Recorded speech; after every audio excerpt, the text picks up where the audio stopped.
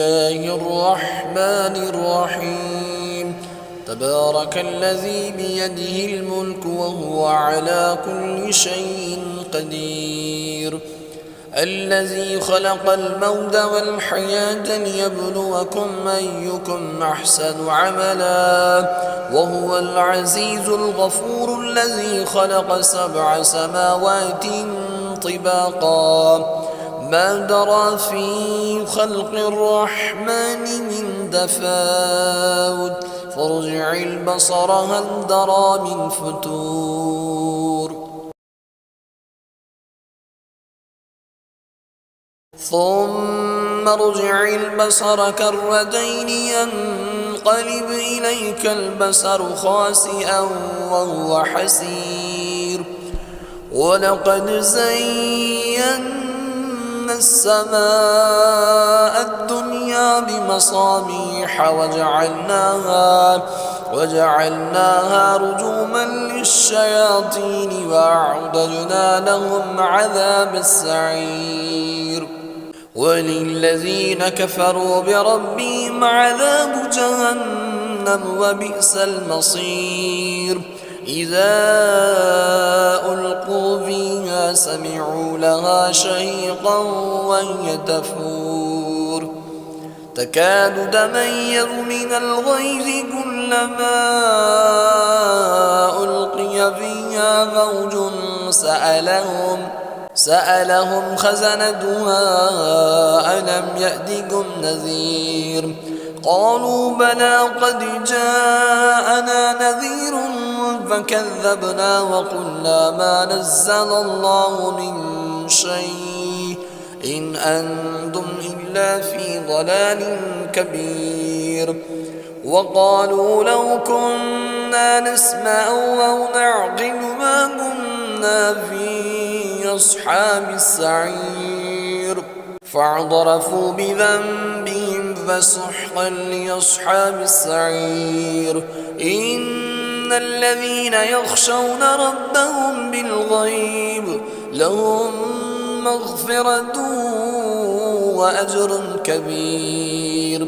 وأسروا قولكم أو جهروا به إنه عليم بذات الصدور ألا يعلم من خلق وهو اللطيف الخبير هو الذي جعل لكم الأرض ذلولا فامشوا في مناكبها وكلوا من رزقه وإليه النشور أأمنتم من في السماء أن يخسف بكم الأرض فإذا هي تمور أم أمنتم من في السماء أن يرسل عليكم حاسبا فستعلمون كيف نذير ولقد كذب الذين من قبلهم فكيف كان نكير أولم يروا إلى الطير فوقهم صافات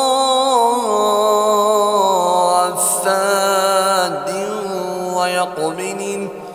ما يمسكهن إلا الرحمن إنه بكل شيء بصير أمن هذا الذي هو جند لكم ينصركم من دون الرحمن إن الكافرون إلا في غرور أمن هذا الذي يرزقكم إن أمسك رزقه بل لجوا في عتو ونفور أفمن يمشي مكبا على وجهه أهدى من يمشي سويا على صراط مستقيم قل هو الذي أنشأكم وجعل لكم السمع والأبصار والأفئدة قليلا ما تشكرون قل هو الذي ذرأكم في الأرض وإليه تحشرون ويقولون متى هذا الوعد إن كنتم صادقين